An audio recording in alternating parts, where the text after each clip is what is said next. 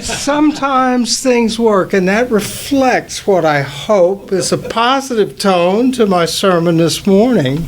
Spiritual finding revisited. Often people will open with a humorous story that's at the expense of the speaker to establish the imperfection that characterizes our humanity. I think I've already done that. On top of that, I'm doing a sermon on spiritual finding, and last night I could not find the sermon that I gave 24 years ago that I was revisiting. So going back to the tape, I really wanted, instead of just revisiting what that one sermon was, to bring you some of what I hope will have been some of my perspective on finding. Given that it's been 24 years, I hope I found something.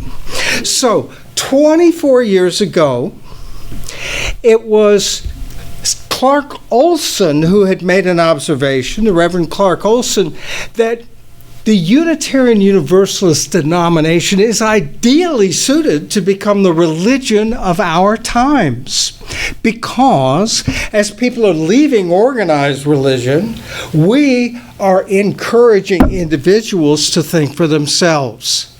At the same time, we are a religion.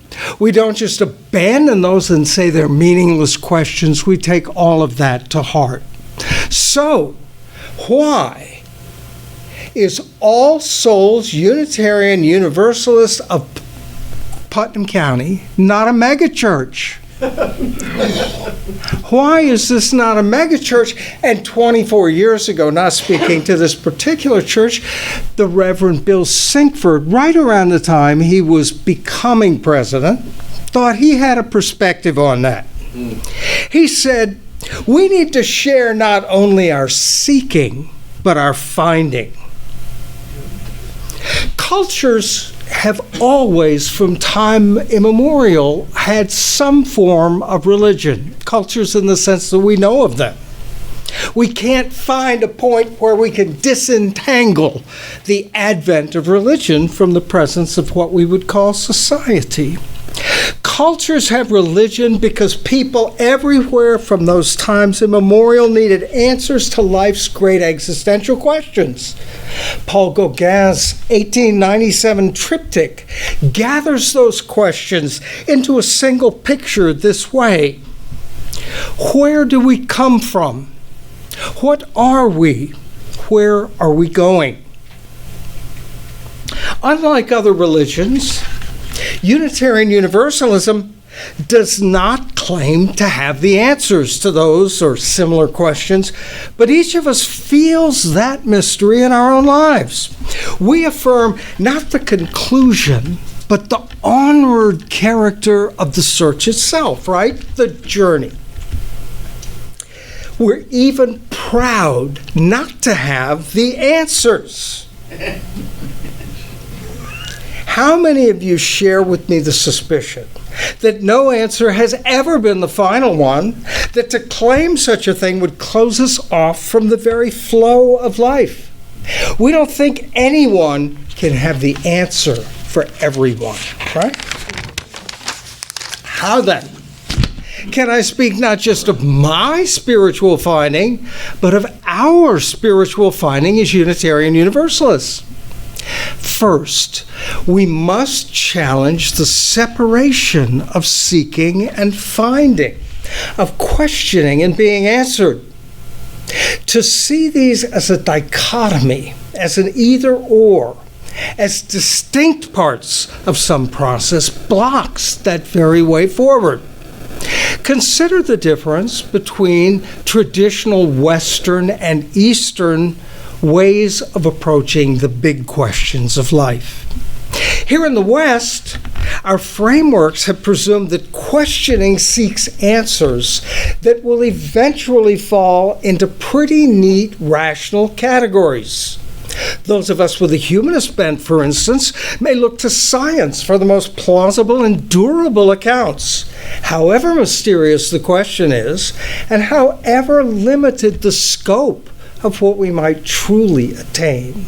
We would rather have what is a limited, clear insight into a foggy question than an even foggier presumption to know what the fog means or is.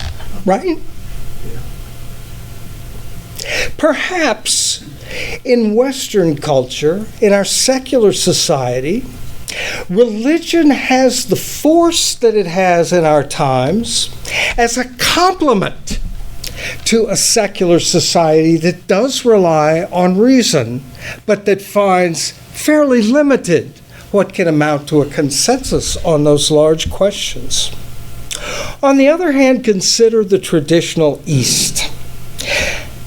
I meant to begin with a reading from Siddhartha, which I will do now because this is just the time that a better editor would have inserted it. Siddhartha's best friend, Govinda, who's the kind of second banana of the Buddha's life as told in the novel by Hermann Hesse.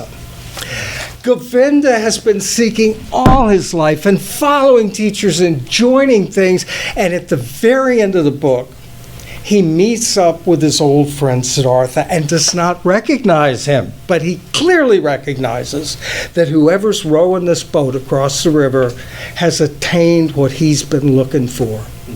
And so he asks of this person, says, can you tell me something about what you found? Because I've been seeking and seeking and seeking.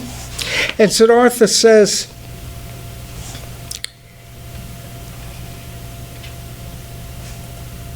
when someone is seeking, it happens quite easily that he only seeks the thing that he is seeking and only sees that thing, that he's unable to find anything, unable to absorb anything, because he's only thinking of the thing that he's seeking.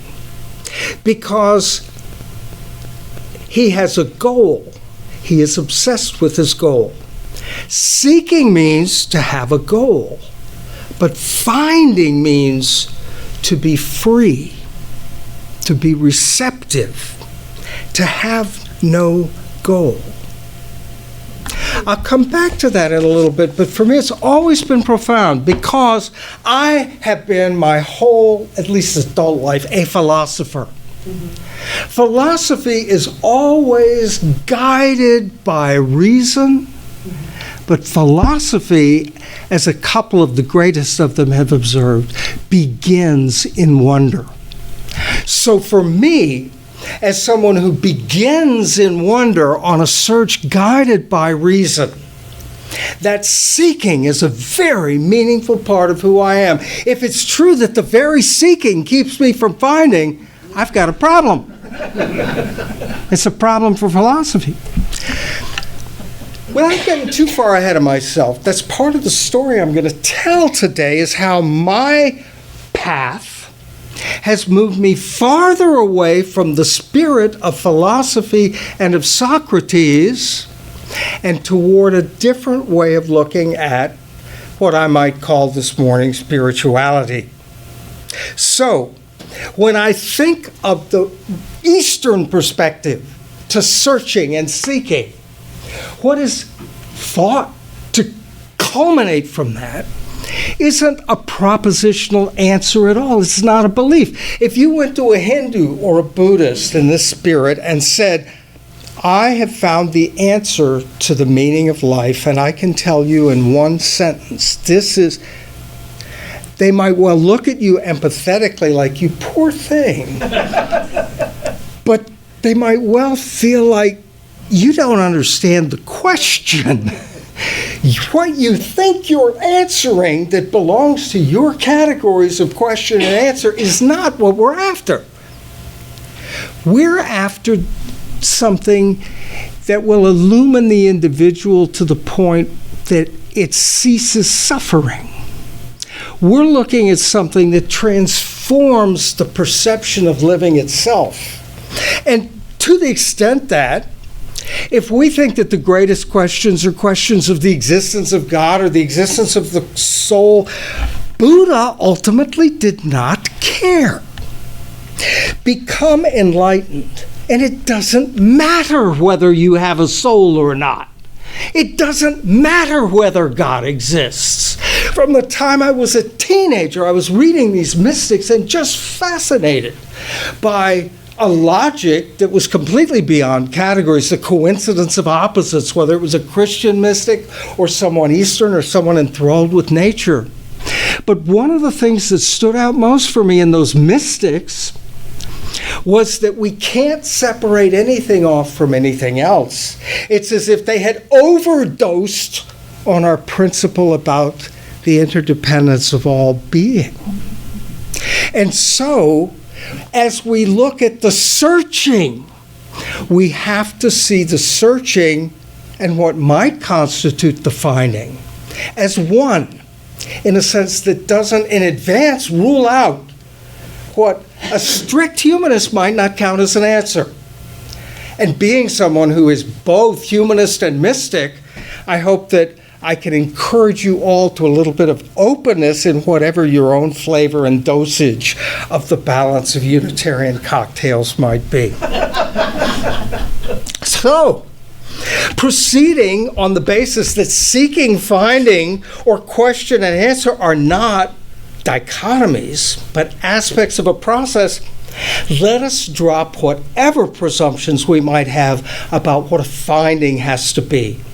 We need to open ourselves to whatever might satisfy the search. Does that sound like a good idea? Our Unitarian Universalist principles, which are still in our DNA, if not in our bulletins, offer a clue on how we might proceed here. Where do we find spirituality? We covenant to promote each other's spiritual growth. Growth, a process, open-ended, but not arbitrary and not without values. We can only speak of growth when there is something like a goal, something like a good, however roughly measured. So it's not without a goal. To grow is to have at least some rough sense of the direction of the light, if you're a plant, say, right?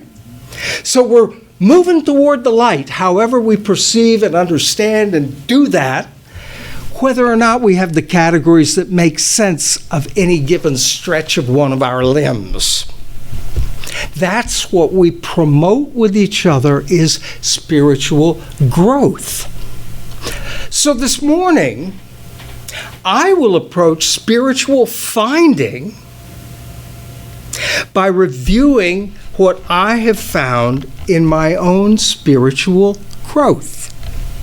I'm hardly a representative sample, but I am undeniably an individual, and thus not a bad sample for UU purposes. Because if we're all different, and I'm differenter than most, then my own individual finding might resonate with you, as I believe it will. Think of it this way. I am bringing my characteristic dish to our shared Unitarian Universalist potluck. So what follows is my recipe, but you season it to your own tastes. It may, for some of you, be completely outside your diet. Some of you may be allergic to what motivates me and pleases me the most, where my palate is concerned in spirituality. However, I'm trusting that being both humanist and mystic, being a lifelong searcher into such things, and relishing the varieties of Unitarian Universalist hyphenation in our individual processes, that there'll be at least something here for you. Like the Eastern goal of liberation or of enlightenment, mental health, well-being, feeling better than you've felt before, feeling more like how you think normal people feel, maybe even if you've got any familiarity with some of the humanist psychologists, what Maslow called self-actualizing, right? I'm going to be the best person that I can be.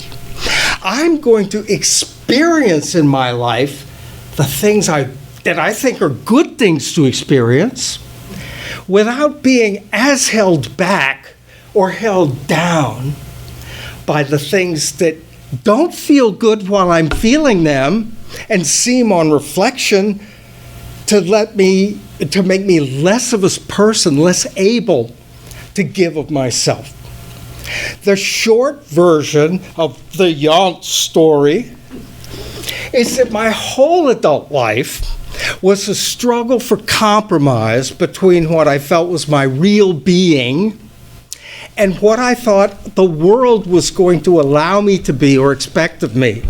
So I felt like I didn't belong to the world, I'm different from the world, I didn't want the things the world liked, in spite of the fact that it had this great capitalist engine to generate wealth and inequality, in spite of the fact that it had this beautifully clever way of sorting out races, in spite of the fact that we could wage war and justify all those things, I still somehow felt like this wasn't the values that I grew up to be. So, for me, what I encountered in that narrative of compromises, of attempts on my part to deflect what might be threats coming my way, meant that I accumulated tremendous amounts of stress, that I developed reactions to get around, protect, or minimize the effects of those stresses. And what I've increasingly learned is that the worst things that we do to ourselves are the defenses that we impose on ourselves when we think we're under attack. All of that belongs to the fight or flight stress system, right? So the more stress we feel, the more uncertain we feel, the less we trust in who we are within the universe and our social world, the less trust and faith we have in that, the more we need to act like anything could be an enemy. We could be attacked or ambushed at any point. The stress goes up. Our body stores that at the cellular level. It wrecks our health in different ways over different time frames for different people.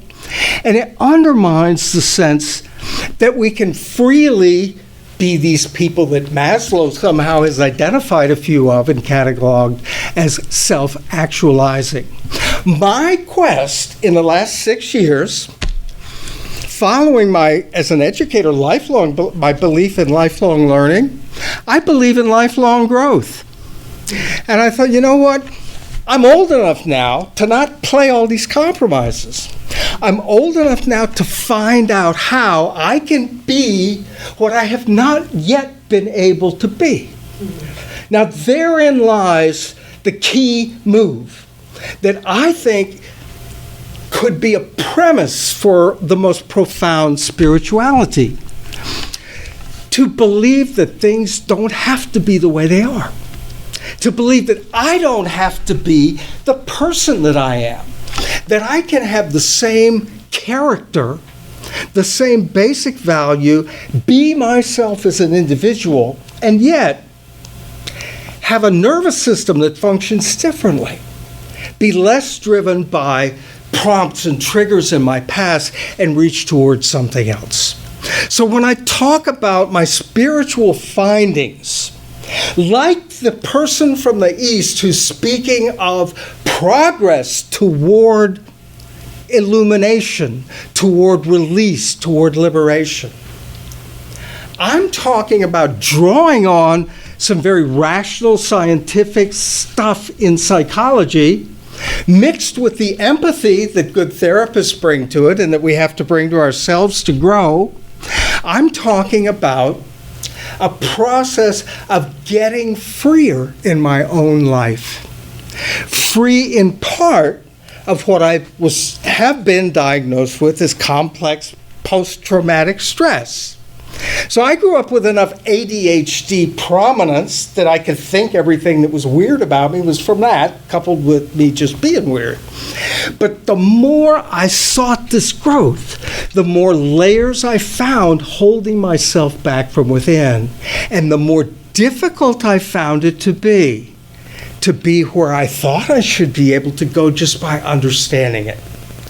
So my first point of spiritual finding in the direction of spiritual growth, in the sense that my spirit grows and is magnified in my life, is be free. Don't assume you're the same person you've always been. Don't assume that what's held you down has to, that the reactive things you do have to be that way. Don't take for granted anything that feels like it could be better somehow if you looked at it and approached it differently. So that's my finding number one, is be free. If you're already free, God bless you. The universe bless you. What a wonderful place to be. Different persons have different degrees of difficulty in a quest like that. And it might be that something else stands out in the foreground along the way. The second point that I've found as a finding is be open. If I am not open, how can I grow? Closed systems don't grow. They may maintain different orders and states, but they do not grow. So unless we're open, we can't grow. But to be open means that I can't be entirely suspicious. I can't be entirely hostile. I can't be expecting hostility. So that in and of itself leads to a point that to be open entails that we have a certain amount of trust or even faith in ourselves, in our world, in the underlying context we may even call the universe. That as my life unfolds, I have the resources. I may not know what they are at any given time, but I have the resources to make it through in a way that will be sufficient to the direction of my growth and to the ends that I have in mind. So as you get farther into the different points I'm making, you'll see how some of the things I'm bringing out will be conducive to those trusts and to those faiths. While I'm doing that at the same time, I have to be myself. Because every human being is an individual. This is the existentialist in me. I can't be anything else somewhere in one of the great books. And it may be, I think it's the Hindu one. On the battlefield. It says, it does not benefit you at all to excel in someone else's dharma. This is never mind. I'm losing it. Bhagavad Gita. You must pursue your own life, your own karma or dharma or any categories you want to put on it. You can only live your own life. So I want to be free in living my life. I want to live that life freely. I have to be open to live it in a growing way.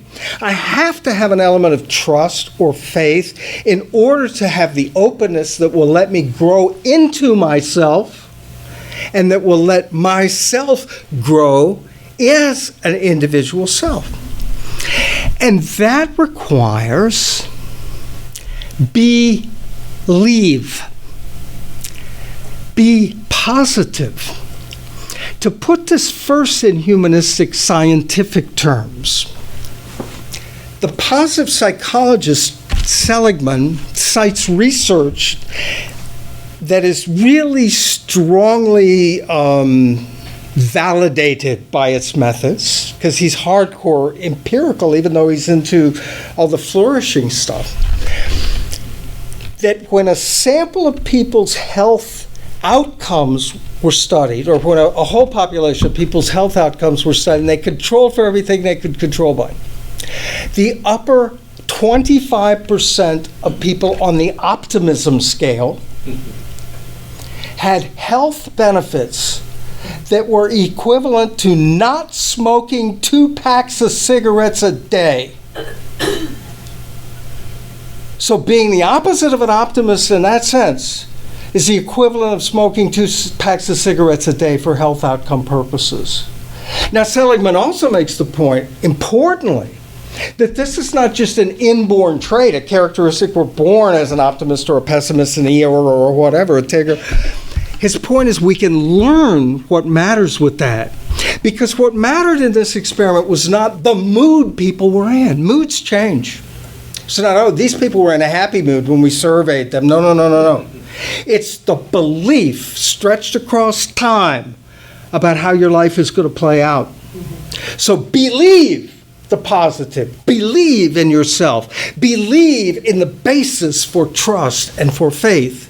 And those things will correlate with scientifically established outcomes that most of us would prefer. The old view of things, even if we accepted the linkage of body and mind in the way that I've always driven at holistically, the older account scientifically would have been, well, if your mental attitude affects your bodily outcomes, that must be because it correlates directly with one of these physiologically measurable things, and that this changes that, and it's that physiologically measurable thing that does all the stuff.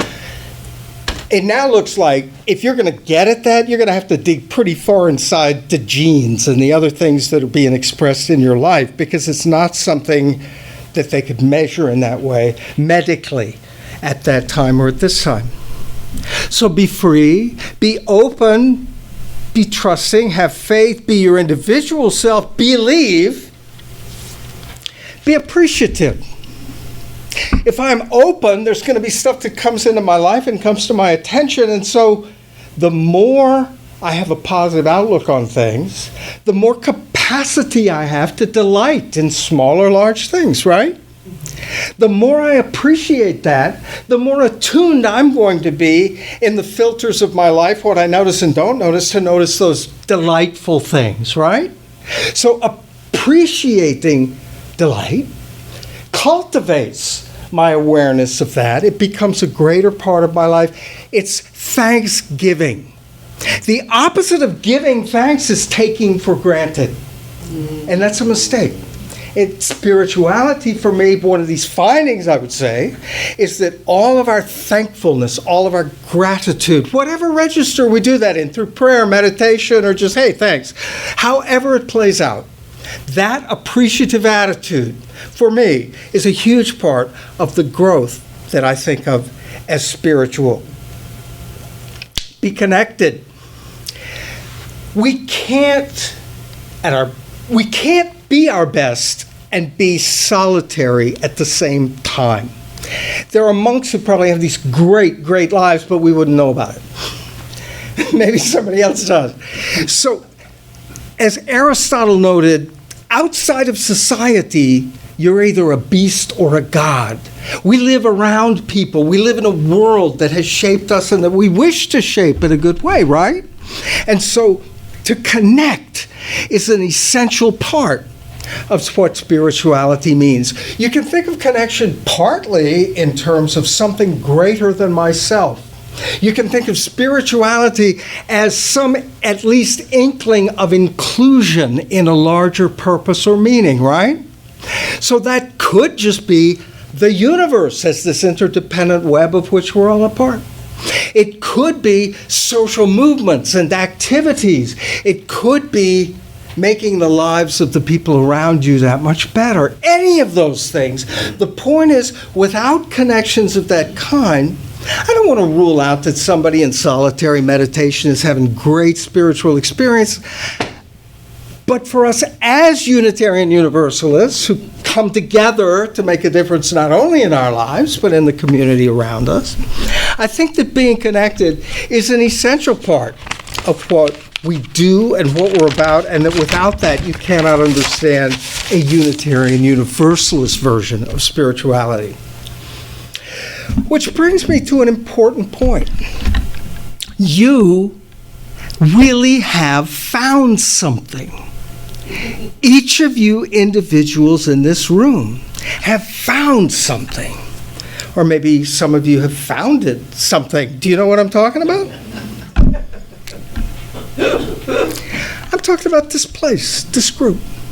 I'm talking about a place where we can share our individual paths toward growth. I'm talking about this place where we covenant to promote each other's growth together. That it's not a choice between existing creeds or against creeds.